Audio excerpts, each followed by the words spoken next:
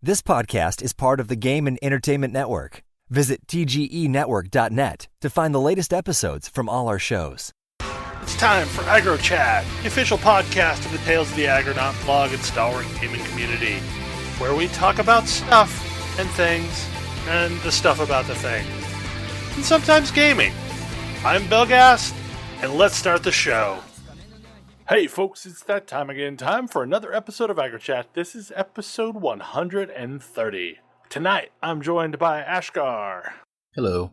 Grace. Hello. And Phelan. Hi there. And Tam and Kodra blew us off for a party, which is acceptable given that it's, Halloween time. I am not much for Halloween going parties. Yeah, no. Or parties in general. Because I am an octopus tonight. It is true. You're the most magnificent octopus ever. Right. So, Grace just posted a picture on her Twitter feed, so hopefully our listeners that maybe follow her can see it. But when she posted it, I didn't realize she was bending over, kind of to show off the hood. And I'm thinking, man, Grace, you're way shorter than I thought you were. Because, magnificent octopus, and it's okay. I thought maybe you saw out the eye holes or something, but... And then I was like, do you have to just, leave the head up all the time? Or can you poke your head out? And I was confused. But that's okay, because this week is dominated by one song. Ra Ra Rasputin. Are you the one who did this to us, or is Tam? No, Tam did this to us. Oh my god. I wasn't even aware this song existed before this video. It's started out as an old disco song from the 70s that, got new life on YouTube. Yeah, like so many things. Now it's stuck in my head. And Yep. I've listened to it several times today. And then when I hopped on voice chat, Ash was listening to it and started singing it, and then it got stuck again. That's cruel and unusual punishment, Ash. I'm sorry. I guess you're just wanting to share the gift. Nothing else to do at this point. Yeah. Okay, so this is going to be one of those shows where we're going into it not thinking we have a lot of topics, which usually means we record a 3-hour show. You never know. Anyway, so Thalen, Stellaris patch. Yep. They released the new expansion for Stellaris, and as Paradox does, that means that there's a lot of stuff that basically you get whether you buy the expansion or not, including one new feature. And then additional stuff that's in the expansion. And I always have trouble remembering, after the fact, which things came automatically and which were part of the expansion, which is, becomes a big thing with Crusader Kings 2, which has had, I don't know how many expansions now. But in any case, this one is Leviathans, and it adds enclaves and space dragons and the ability for the fallen empires to awaken, which sounds like a horrible, horrible thing. That sounds terrible. That's actually part of the base game. Okay, that's the part that went into the base game? Yep. That's right, they can awaken in the base game. You can't they can fight each other if you have the expansion. Yeah, the war in heaven can't happen unless you have the expansion.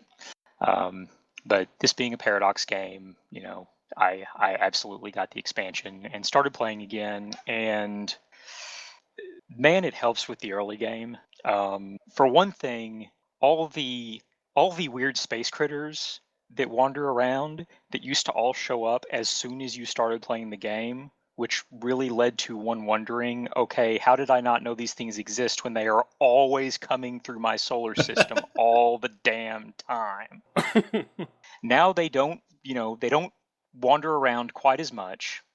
They tend to have particular places that they hang out, and so you don't end up discovering them all at the very beginning of the game and having to decide, okay, do I want to research these things or not, and how can I survey these systems when these damn things keep wandering into the system and scaring my science ships away.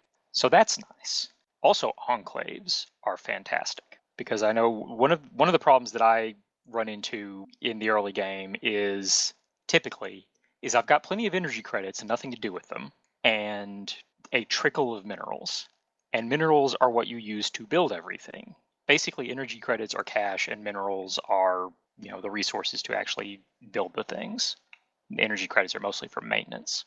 Enclaves will let you trade the one for the other, and it's at 2 for 1, but that's okay, because typically, eventually I've got energy credits coming out of my ears, so I'm perfectly happy to give them some of those and get the minerals that I need right now to be able to build ships that I need to prosecute the war against the horrible things that are living on my borders and need to be, subjugated and enslaved.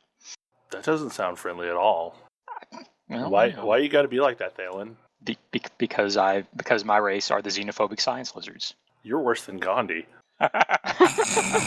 Yes, Gandhi will just nuke you. Yeah. I will chase you down. He's compassionate. He'll just throw a nuke at you. Take all your planets, enslave you, and eventually purge you when I find a better slave race.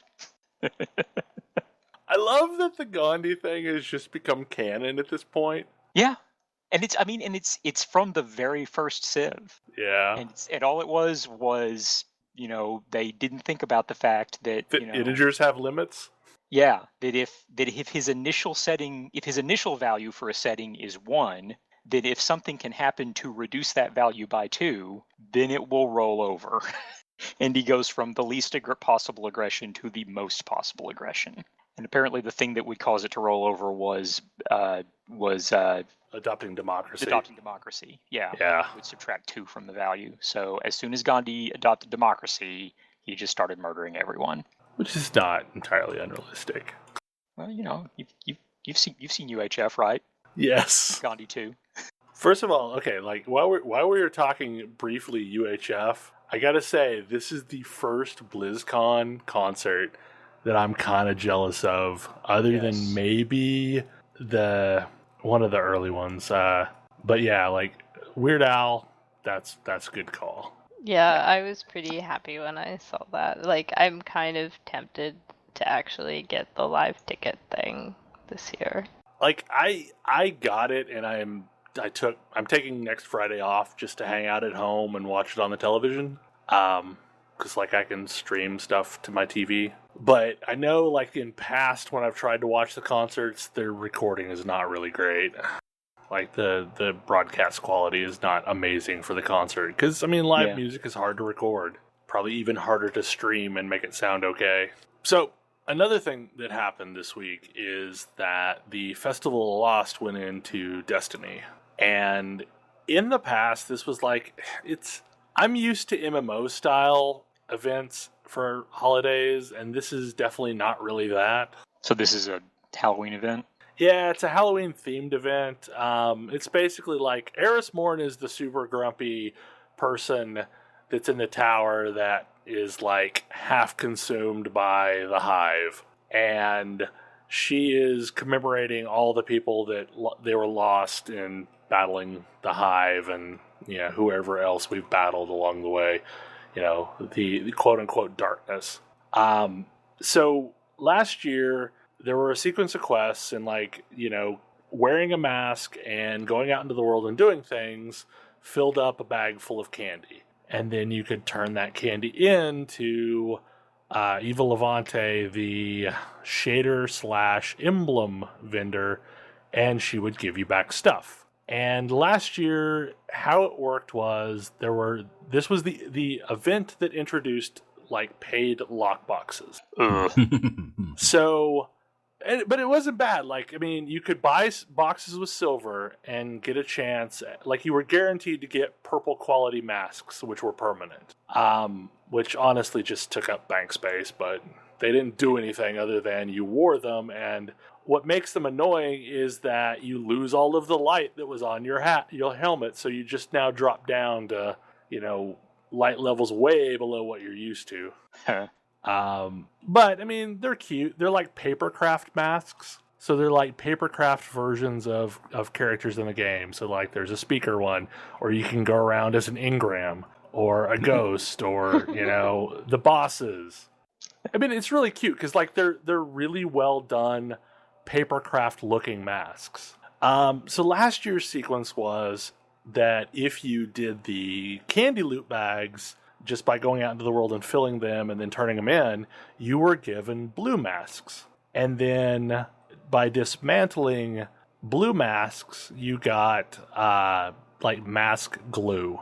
And by applying the glue to a blue quality mask, it turned it into a purple one and became permanent. So you could, in theory, collect all the masks just by going out into the world and doing stuff. It was super grindy, but it was something you could do. Right. This time around, they got rid of all the blue and the mask glue, and there's now a kiosk that stores your masks, so you don't have to keep them in your inventory, but there's like no way to get them other than spending silver, which is their real money currency. Ah. Yeah. So you have to buy lock boxes, and to make it even more heinous, they put in a unique colored sparrow with like green lighting effect, and like the stuff shimmers across the surface of it, and it's called the jealousy something something to make you green with envy or whatever. And so with Rise of Iron, they patched in actually this is a post Rise of Iron thing, but they put in weapon skins. So like exotics now have 2 slots on them that you can put an alternate appearance in. And not all of the exotics have them yet. And during this event, they took Bad Juju, which was already a kind of Halloween-y weapon. It's got like raven bones on the front of it. And so they chose this as the event to put in its skins. So right now, at this very moment, you can only get them by buying the silver lock boxes. And there's like a dragon themed skin for it. And then there's like a red and white and black themed skin for it. Now they've said those are going to eventually go into the other kinds of lock boxes that you can get, which traditionally, like, doing events earns you 3 lock boxes a week. So, like, that alone doesn't bother me that those went in ahead of time into these special lock boxes, but they're eventually going to be in the permanent one. It's that there's no way to get the purple masks without spending money. Like, that was part of the fun last year, was collecting the masks, and Right. And now you only get masks, and they introduced a whole bunch of them if you're buying lock boxes. And there's absolutely no way you're ever going to get that sparrow without buying lock boxes. And people are basically up in arms about this because, like, last year felt okay. Like, sure, you could shortcut the process by spending money and buying boxes, but there was another method to get the same kind of stuff. Right. And now You the could only spend stuff, time or money. right? Yeah. And I don't, like, I've not seen any masks drop from the Eva Levante box or the sacks of candy. All I've seen from there are these short-term consumables that do various things, or like put an eyeball on your head, or, you know, put a pumpkin on your head, or make it so that when you die and you resurrect in a cloud of bats.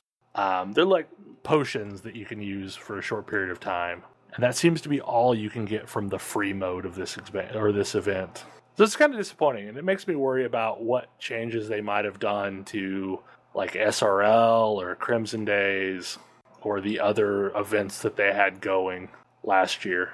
And really, as far as content goes, there's just 2 quests, and they involve doing stuff while wearing a mask. So if you don't buy the thing, you can't do that either? No, like, the very first quest rewards you a mask, and talking to Saladin in the new area rewards you his mask. And, like, his quest is to go do things reliving his former glory wearing his mask. So you gotta wear his mask and roam around the Plague Lands and, like, kill things with fire damage or kill things with the axe while wearing his mask, which in itself is not a big deal. It's just, it drops your light level significantly when you're wearing the stupid mask. Now there are, like, there's a hidden quest that gives a really cool shader. That's the True Black, or Super Black, I think is actually what it's called. That is literally a mostly black skin. There's also like a hidden broom sparrow, which is unfortunately a limited time thing that apparently goes away when the event's over. But, like, you can ride around on a broom.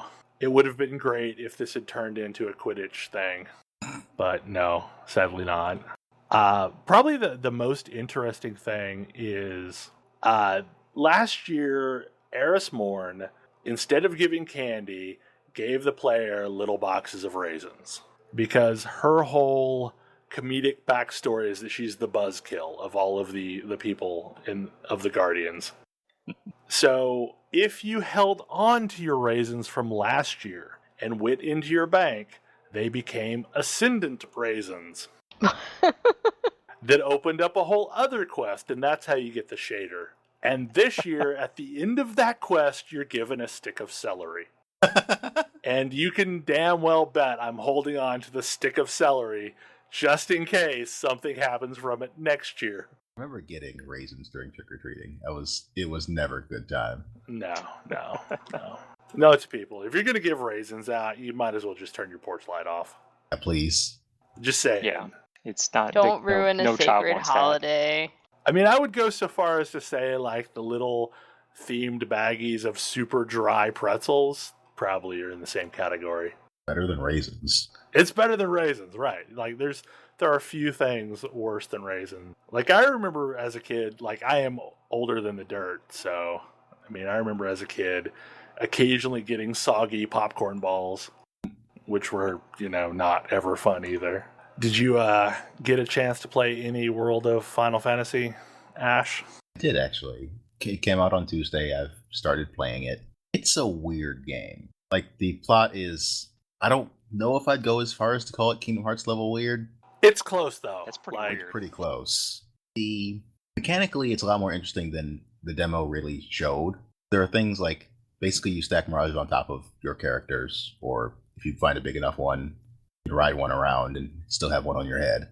Based on the abilities of the things in your stack, affects what abilities you can use. Like, if you have two things that know fire in your stack, you can use Fire instead. So that's how that works. I never could figure out why some people had, like, Fira and some people just had fire. Yeah, I couldn't figure that during the demo either. But that is how that works.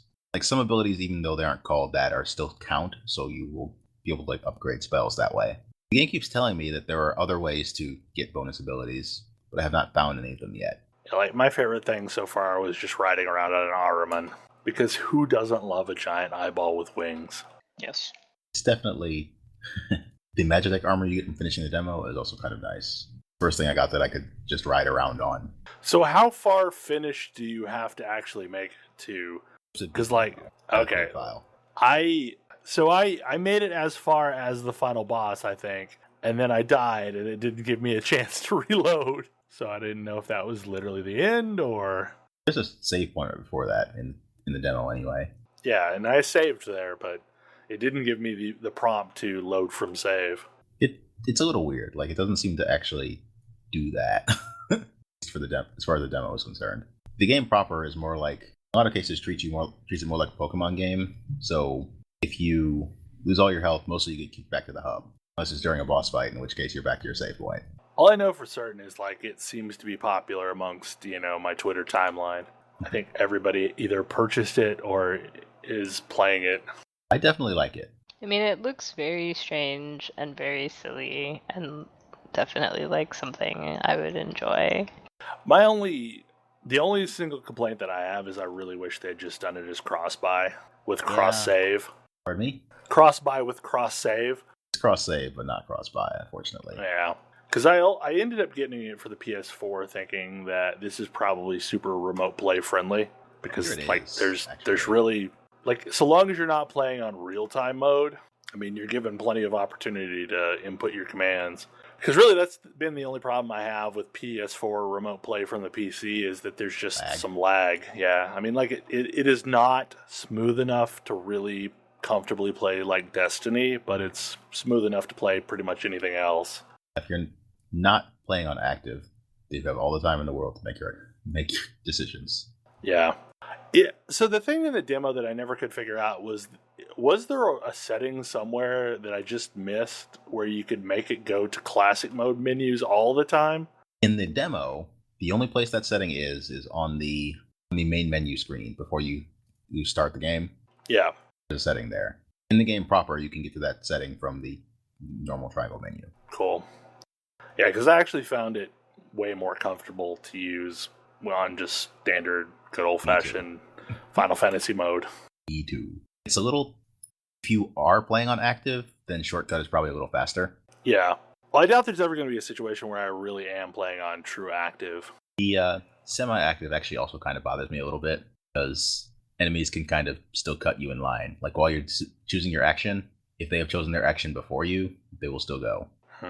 So I've switched to playing it on wait after playing most of the demo on semi-active. One of the things I fiddled with this week was that Skyrim Enhanced Edition came out.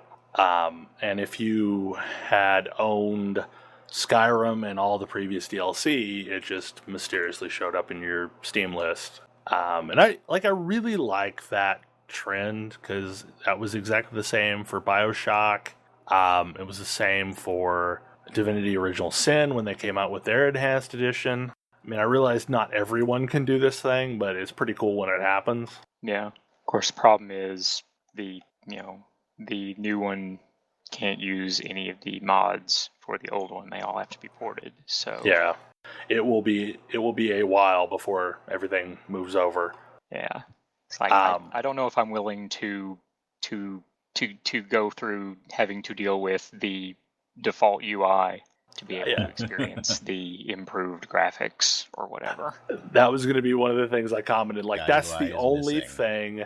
That's the only thing I miss is the nice, updated UI.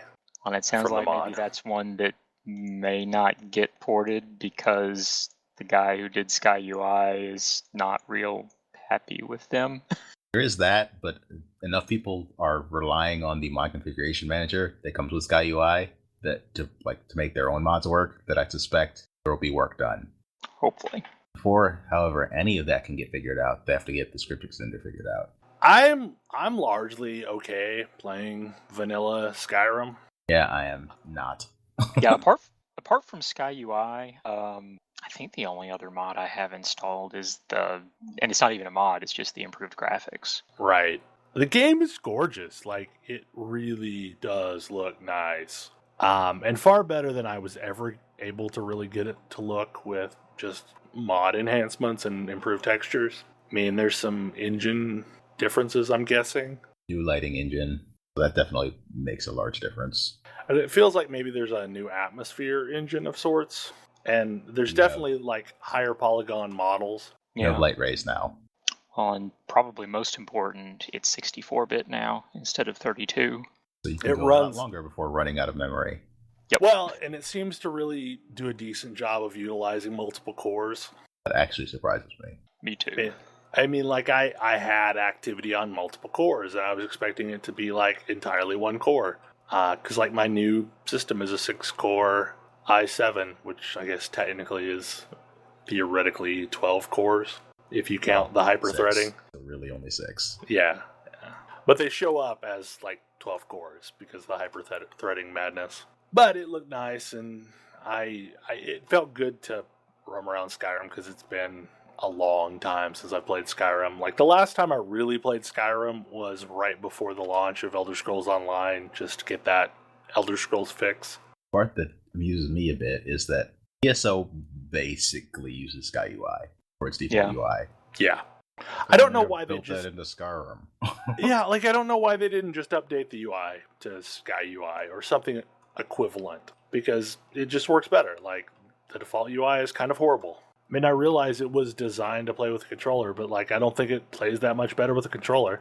It doesn't make a lot more sense. It does not, no. Another thing that I've been monkeying with this week is what I'm doing right now, is hanging out in the Western Plaguelands. You still waiting for that slime? Yeah, so earlier I was milling around, watching TV, watching stuff on YouTube, periodically flipping over to check my paladin, and then we had to go run errands, because that's things we do on Saturday.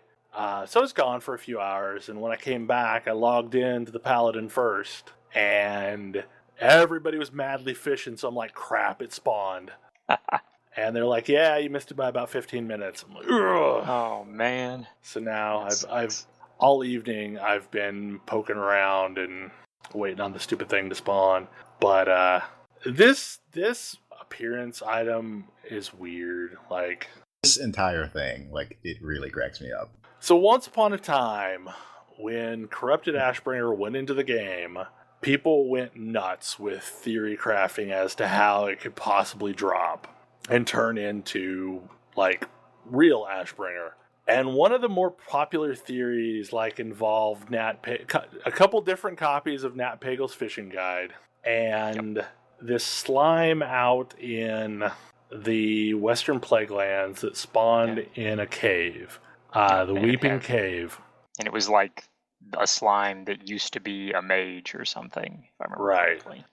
There was a flavor text item that it dropped. And then, over time, a lot of this stuff was removed from the game, or at least it was de-emphasized. But one of the NPCs in Dire Maul essentially alluded to, that they wanted someone who killed Nefarian to come talk to him, because he imagined that would be a really interesting tale. So, the sequence of this hidden weapon quest is you have to get both of the Nat Pagel's Fishing Guide, Extreme Angling Guide, one from killing and looting people in Alterac Valley, one from Dire Maul that's just something you can pick up while you're in there. The dusty books on the ground in Dire Maul. Yeah. One of the consolation books. Yep. Yes. I don't even know if the class books still drop in there. I doubt it. They do. Yeah. They're probably just flavor items at this point. Some of them are still gray items, I think. Okay. I thought does the Dragon Slaying Guide still work? Or is it completely gone? The Dragon Slaying Guide's gone. That was gone with Kata. Actually, I think that was... they still let you do it when New Onyxia went in during Wrath. I think the quest went away during Kata. Yeah. I know I did it on my warrior, and that was interesting. But anyway, so Ash was kind enough to provide me the Dire Maul book. Because I run a whole bunch on my shaman. Yeah, and you just recently got it, a few weeks ago. And then so the Alterac Valley book has been going on our auction house for 20 to 25,000 gold. And I went over to the auction house and I was like, I'll just see what it is so I don't have to do Alterac Valley. And someone had listed one for 5,000 gold. And I was like, hell yes. Sold. I will happily pay 5,000 gold to keep from doing Alterac Valley and doing it wrong, trying to loot people. So after you have both books, you take it to an NPC in your class hall that's like, oh yeah, I can totally merge these two books. And she does, and she gives you a pristine copy of Nat Pagel's Guide to Extreme Angling. At which point you have to go kill Nefarian, because you need Nefarian's head.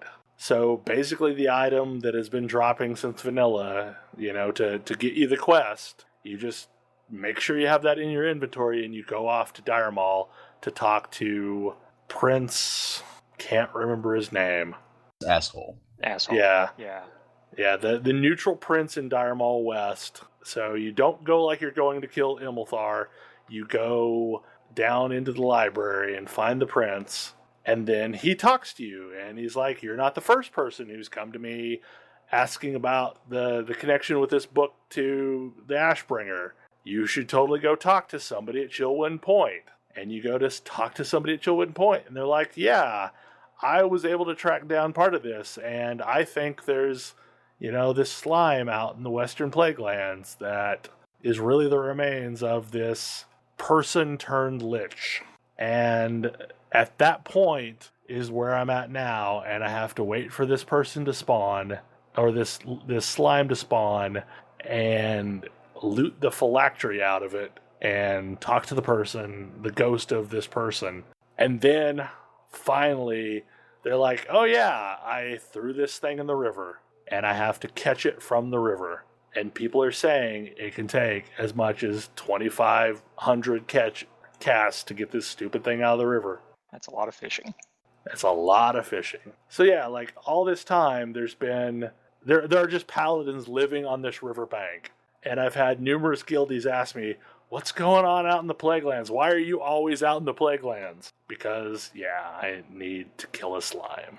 And honestly, all of the hidden artifact appearances are kind of interesting, but they're also frustratingly random. Some of them are way more complicated than others, though, and that one is kind of the peak Pretty sure that complicated. One Yeah.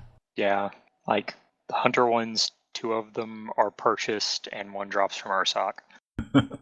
Well, the warrior one that I have is relatively simple. It's just, be artifact, level 5, and sometimes when you enter Neltharian's lair, a shield will be there, and you click on it and loot it, and you're done. The Feral Druid one is somewhat more complicated, and whenever you are in your class, like the gateway to your class hall, you have a chance to hear a screech coming from the various portals to the Emerald Dream that will let you know that an Alchemy Stone is in one of the zones that you can click on. After you do this in 3 different zones, you can come back to that area and you'll find an Alchemy Spirit. If you sit in front of it, it'll give you the appearance for Feral. Yeah, my monk ones are fairly straightforward, although I've only gotten one of them so far. But one is a random drop from the brewery you can build. One of them is a random drop from the Dragons of Nightmare, and one of them is a drop from doing the Withered training. So of course I have the tank one that I don't actually use. The Withered training one. No, that's the Withered training one is the DPS one, and I still don't have that. But okay. The one that drops from the brewery I have. But like the mage one, the arcane mage one is fairly complicated also for the sheep staff, where you have to go out into the world and like sheep a bunch of different specific creatures and then like go back to your class hall and find an angry sheep there and stuff. I haven't finished that one yet.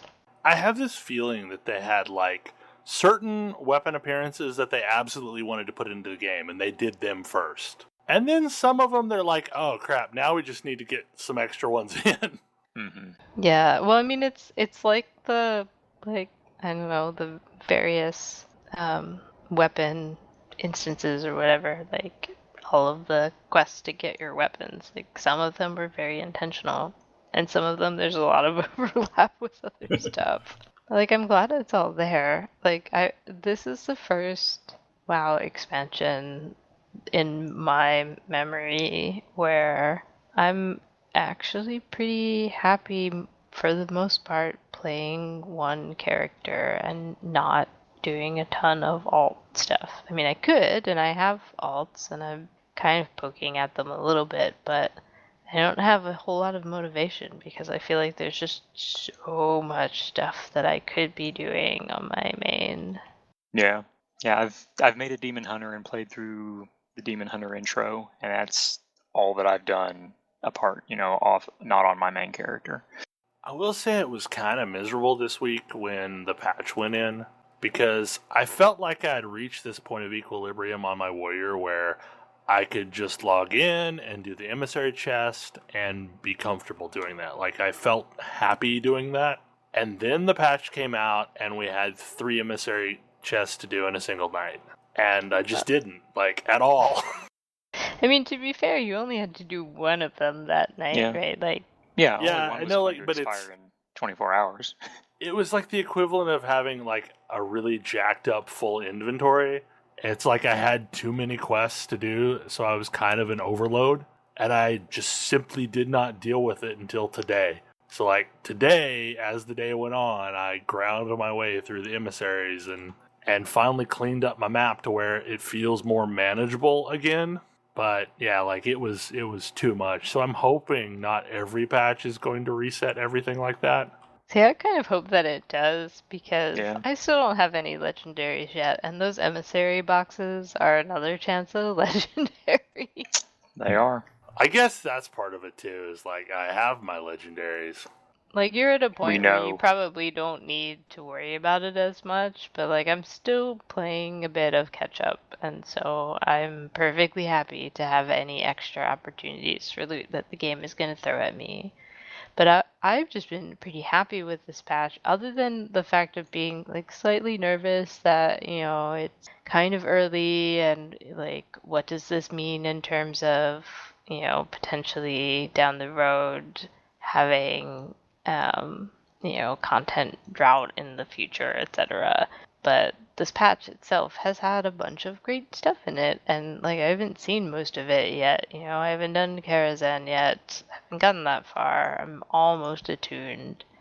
But there's new world quests, and like there's all these new battle pets you can get from various things in the new world quests, and they give daily quests themselves. Like when you pull your pet out, suddenly it has a quest for you. And, like, I don't know, it's just been a bunch of extra little small pieces of things that I can do that feels good and is giving me rewards that I like cosmetic pets and stuff. I have no clue how the Falcosaurs work at all. It's so World Quest will show up for a particular type of Falcosaur. You get some of the food that Falcosaur likes, and it's different for each of the four, and it's just something you can buy off a random vendor, like the dire beaks that were up today. It's the cheese from Stormheim that they like. Yeah, but Go to the World Quest. Everything that you need for them can also be bought in Dalaran. So if you look Yes. it up, you can buy it in Dal before you go out to quest. Yeah. So go to the World Quest, find the matriarch, kill the matriarch, and then hunt around in the World Quest area for an orphaned hatchling. Talk to the hatchling, give it the food, and it becomes your pet. Okay. Yep. I did the quest, and I just had no clue. Like, I'm like, does something drop? Is it like the dinosaur eggs, or? No, but it's also been fun because a couple of times I've gone out. I now have all 4 of the pets because, of course, I do.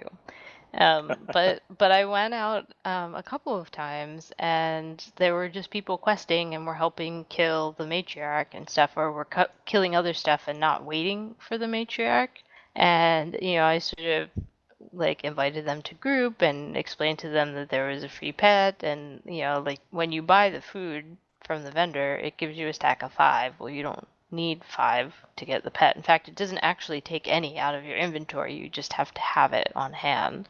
Yep. And so, like, several times I've like been here, have some of this food, and when we kill this thing, come over where I'm standing and you can talk to this baby bird and get a free pet. And people were super excited. So it was kind of fun. Like, it was a friendly thing to do. And, got me out in the world and talking to strangers and doing stuff together. It was good. And the matriarch is, not super difficult, but it's on par with some of the other, World Quest elite things where, depending on your class, you might not be able to solo it. Well, Yeah, so I could that's solo something. it, but not easily. Yeah.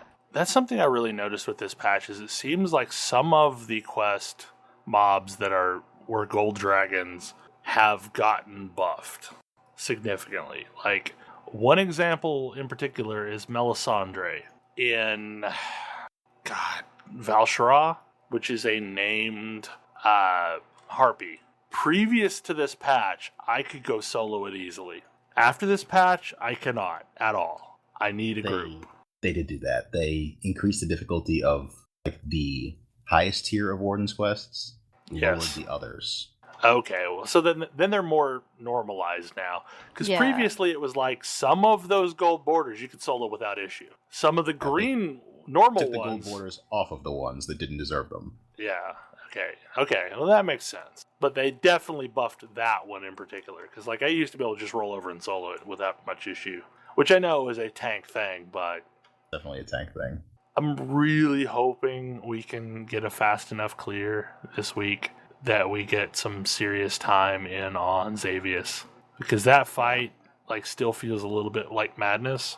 Yes. Well, we only got a couple pulls in on it this week, but it was fun. It was a little weird. 3 healing was kind of madness.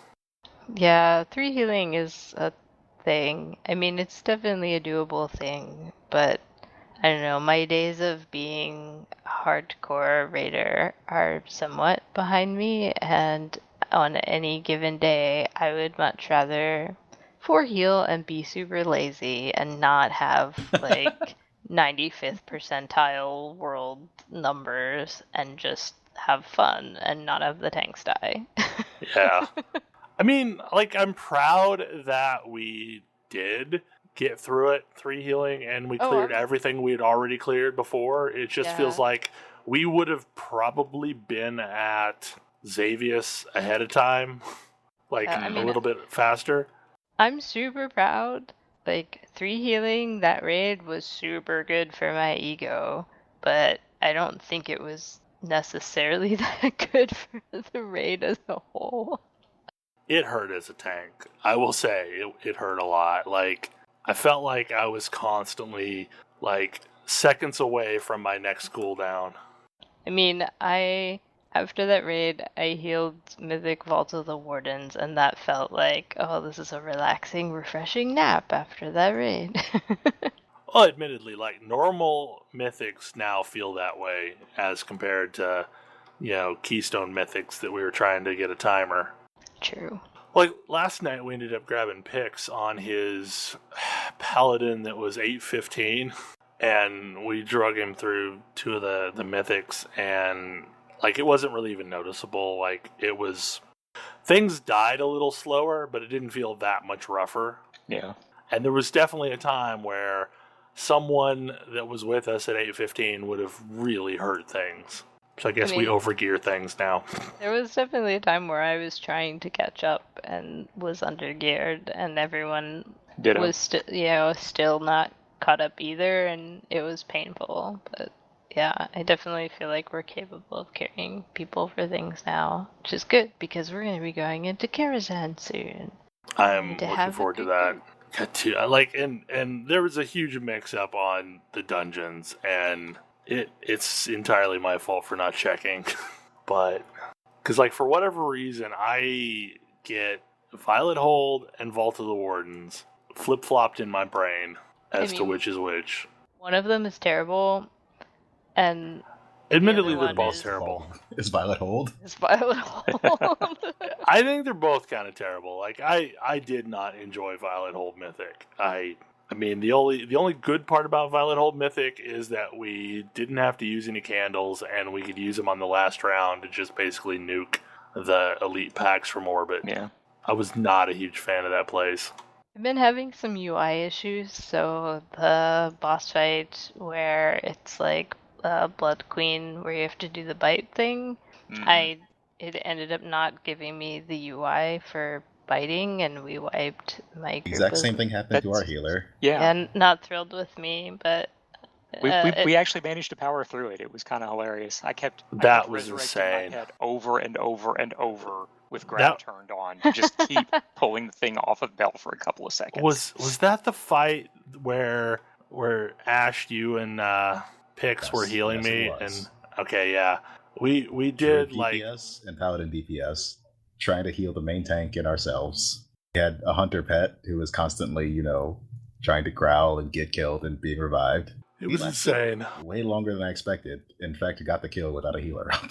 Yeah, and I like we were almost out of steam when we killed it, I think, because I was at a sliver of health. And I know there was absolutely one point where Pix used lay on hands on me.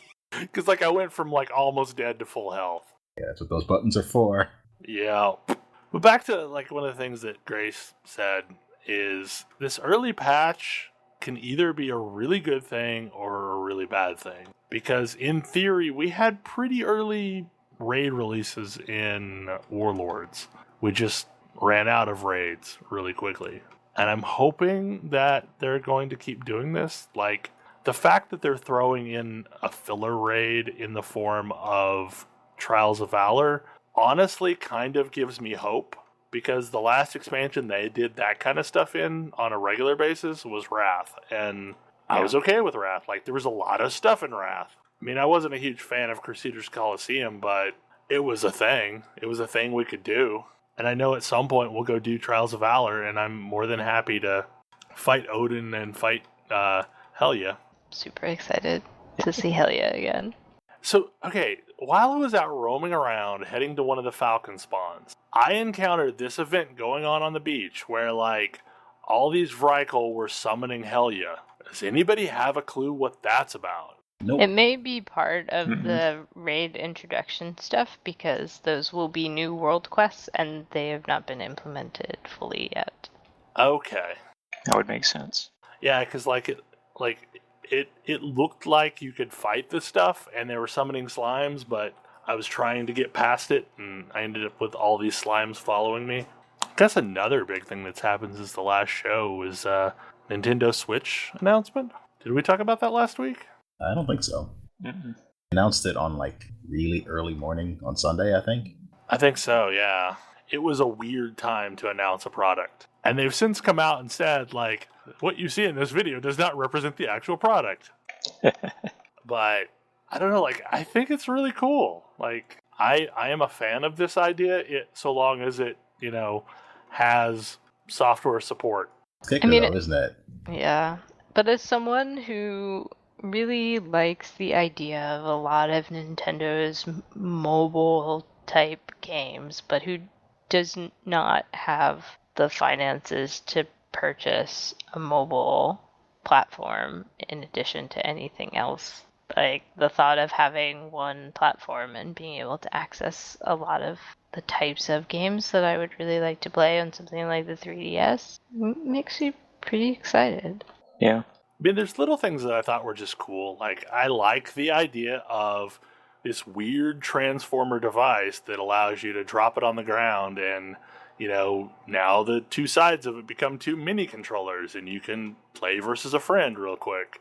Like, I think that's cool. Now, do I live in a world where that's going to happen often? Probably not. But that would be amazing for things like PAX. Like waiting in line. Why don't we play Smash Brothers? Just for the hell of it. And I admit, mobile Skyrim sounds cool. That's probably the part that they say this does not represent the actual device, because they probably don't have a license for Skyrim. The weird part is, like, yeah, they showed Skyrim. They have not confirmed any games for this platform at all. Well, other than the Zelda game. I guess that's fair. One game announced for this platform. We'll have to see. Ultimately, that's where it comes down. It's like the Wii U was kind of a cool idea. It had a lot of issues, namely the short tether that you have to play with. Wii U had a much larger issue of marketing. Well, yeah, because we knew what it was. Well, no, like literally, Joe's didn't. I'm a fairly serious gamer, and when I first saw that commercial, I'm like, oh, so it's just an item I add on to my Wii. Okay, that's cool. Yep.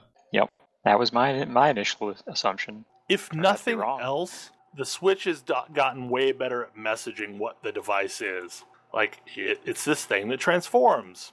Okay, that's clear. And here's all these pictures of people using it. Now, the Vita also promised to be this device that you could start playing a game on your PS4 and then take it out into the streets. That didn't ever really work that well. It worked for some games. Like, I could absolutely do that with Rogue Legacy. I cannot absolutely do that with a lot of things. I mean, it had to be a cross-save thing. Cross-save has become pretty common. For indie games, cross-buy is also pretty common, which is nice, but retail games are not adopting that. But the long-standing problem that the Wii had was it just didn't get the publisher support. Like, they did not get the games that were coming out on the PS4 or the Xbox 360. Funny thing is, when the Wii U came out, EA announced their, quote, unprecedented partnership with Nintendo to bring games to this thing. It turned into Mass Effect 3 and nothing else, and then they stopped even porting things to it. Like, the only company that I really saw a lot of games from was Ubisoft. And that like, they just straight up stopped too. Like, BU happened, and then after that, they were done. Ubisoft is one of the companies that had a lot of success with the Wii, however. Way more than basically anyone else, except Nintendo themselves. It was mostly because of things like Just Dance. Yeah. Mm-hmm. I mean, I like Nintendo content enough that I bought a Wii U entirely for the first-party games. But that's not going to be everybody. I mean, the 3DS sold itself because it's the best handheld system available, and it has tons of games. The Wii U didn't have that going for it. Well, it has Pokemon on it, yeah. But it has lots of other stuff, too. Like, it has a lot of other games. Sure. But Pokemon moved the initial units. Yeah. Mario Kart actually moved a lot of the initial units. But now my phone has Pokemon on it. Mine doesn't. Pokemon hates me. I wish that weren't the case. I miss playing Pokemon Go. The inordinate amount of crap that I would have to go through to get it back working on my system is just silly. Yeah, it's a little unfortunate. Yeah. Someday I'll get a new phone, and maybe it will let me play Pokemon Go. Presumably that's a thing it would do, yes.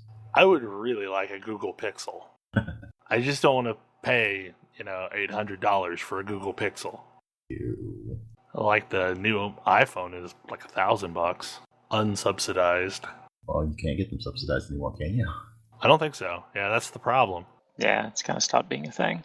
Yeah, yes, that's a point of contention for me is like if you're no longer going to subsidize the phones, then quit being horrible and just offer service to all phones.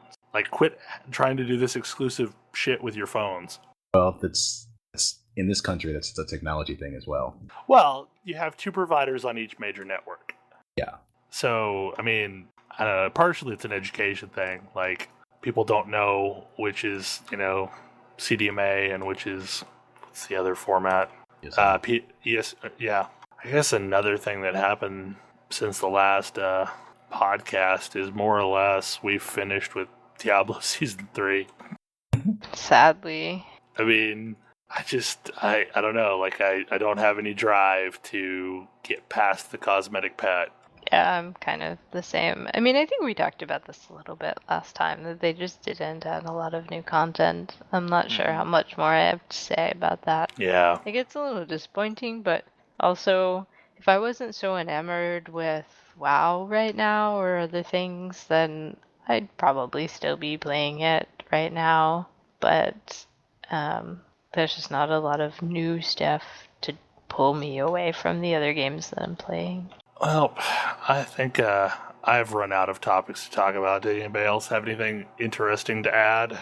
Not really. It's kind of a weird week. Like, work was super weird, and I felt like I mostly only played WoW. I played a little Rift. I played some Destiny. Played some Guild Wars 2. Stellaris hotfix meant I was playing that a bit, trying to get the mod I maintain in order. Huge patch came out to the Division, and supposedly it improves a lot of stuff, but I don't think I actually made it far enough into the game to get to any of the things that it improved. Drops seem to be happening more often. Time to kill seems to have dropped a little bit. I mostly poked my head in, killed a few things, then got killed, and then logged. I don't know. Like, I feel like if I could ever get to the max level... As discussed previously, I don't think that game is ever going to get me to play it again. Like, it is just not a game for me. I wish I liked it better. The premise of it is quite a bit unappealing. Like, it's one of the few cases where I think it would have been better as a zombie game. Yeah, I'm with you there. Yeah. Like, Zombie Outbreak, I wouldn't have felt quite so bad. Like, had they done that as, say, a Walking Dead type game, that would have been really interesting. Go scavenge and help protect these bases. Man, there were aspects of the world that I really liked. I loved the listening to all the cell phone recordings. Some of them were just absolutely heartbreaking, but I really liked the detail of that. But the big problem that I had with it was the moment-to-moment gameplay wasn't anywhere near as fun as Destiny. So I felt like, why am I spending all this time on this game when I could just play Destiny? Like, I have another game that's a looter shooter that works better for me. Like, Destiny would be super amazing if only it were on PC. Origin complaints aside, I feel like Mass Effect 3's multiplayer was also a better co-op experience than that found Destiny to be. Destiny or Division? Division, that one. Yeah. Well, I guess we will wrap things up and actually end up with a fairly short show. This is probably going to be a shocker to the people that are used to seeing 2-hour-long shows out of us. We're going to blame it on Tam and Kodra. Like, yeah, I'm that's sure what happens when fault. our friends go to parties without us. Exactly. Like, how dare they have interesting lives? Like, I think the most interesting thing I did all week was go to Rift Tracks. That's far more interesting than anything I did. We're actually kind of contemplating maybe taking time off work and trying to go to the show in Nashville live. Like, actually making a trip up and, go to the theater and go see it live. Because I think that would be amazing. Cool. But that's quite an undertaking, especially since I don't think they sell tickets until the day. So you kind of have to just get in line. I think they lottery out chances to get tickets. Yeah, it kind of sucked to make that whole trip and then not be able to actually get in. I mean, that is not a short trip for me. It's not a short trip for me, so yeah. Yeah, and you're closer. You're considerably closer. I've driven to Nashville. I've been to Memphis. I've never been to Nashville. Memphis actually isn't that far. It's like 6 hours, so... Yeah, and it's about 3 for me, so yeah. But anyway, yeah, that was a show, and hopefully our listeners have an awesome Halloween if they, do festivities for that sort of thing, because by next week, in theory, we're going to be recording the Game of the Month show and hopefully we have all gotten it stabilized by then. This one has posed interesting problems. It'll be interesting to talk about. I'm looking forward to it. Yeah. Anyway, hopefully you enjoy the show, and we will see you for that next week. Good night. See ya. Good night. Good night.